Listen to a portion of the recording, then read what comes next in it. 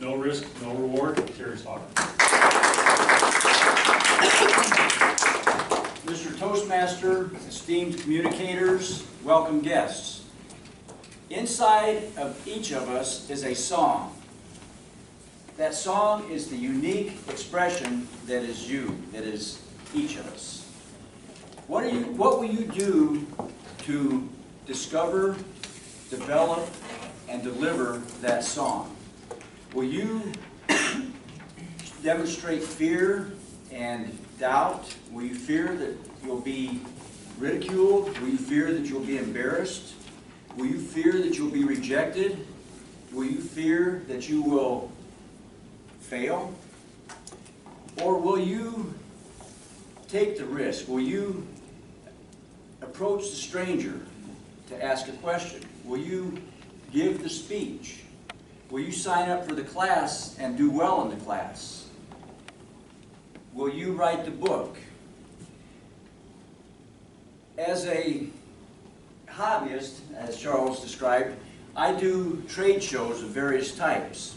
I was at a trade show in over near Angola, Indiana, last Saturday. While I was sitting there thinking about my speech, I had nothing. I don't know if any of you have ever had that problem. You're thinking about your speech, you get nothing. So I actually prayed for insight and inspiration as to what I should give for my speech.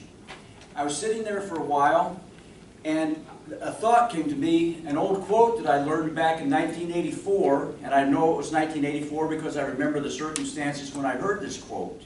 And I had looked for that quote before. I knew who gave the quote, and I had looked for the quote but could never find it. So I got on my pad and I looked. It was Henry David Thoreau. His quote was, most men live a life of desperation. They take their song to the grave with them.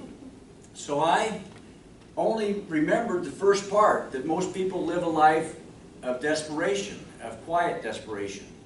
And then I learned the other part, that they take their song to the grave with them. While I was sitting there, a man came up and was talking to me with his grandson. They were looking at the things on my table. They talked for a while and left.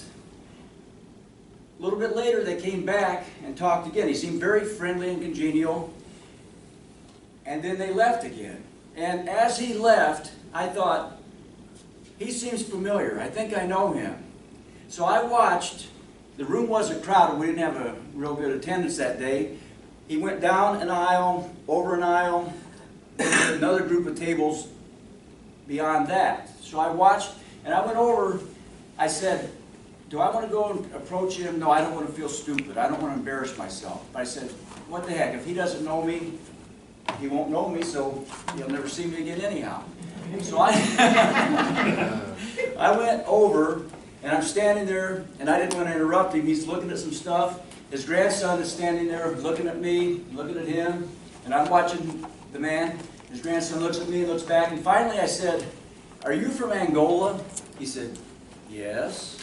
I said, is your name Clem Snidecki? He said, yes. Clem Snidecki, if you remember my icebreaker, Clem Snidecki was my high school teacher. He was the one that made the most impression on me. The one that he was a shop teacher. I became a shop teacher mostly because of the influence of Clem Snidecki. So I told him who I was. He was also my football coach. I told him who I was, and he said, yeah, I remember that Culver Military Academy game where you had a nose guard who was a foot taller than you and outweighed you by 50 pounds. We thought he was going to be in the backfield for every tackle, but you kept him contained the whole game. So after 45 years, if you can believe it, Clem Snidecki had changed in appearance. So had I. We couldn't believe that somehow I knew it was him. So he came back over to my table. We talked a little bit more. He said he had used that example several times in giving his motivational talks to his players or to his students. And so that kind of was rewarding to me. Before he left, he took a set of books, and then he thanked me several times for approaching him. He said, some of the things we've talked about today I haven't thought about for years. And then he did the math in his head too, 45 years to be exact.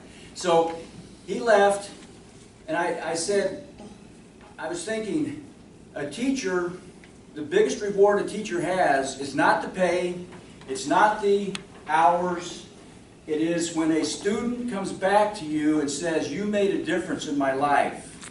And so Mr. Schneidecke realized that he had made a difference in my life. He called me the following Monday and said, I've read half the first of your book and I'm enjoying it. I'm finding it interesting. So the moral of my story is, if you have an inclination to do something, take the risk. Do it. Are you going to let the song that's in you die and go to the grave? Or are you going to express that song? Are you going to take the steps to learn what your song is, to develop that song, to share it with others? Are you going to be fearful or doubtful? Afraid that you'll be embarrassed by approaching someone? Afraid that you'll make a fool of yourself? Afraid that you'll be rejected? Are you going to let doubt and fear keep that song inside of you? Or are you going to live out loud and express your song?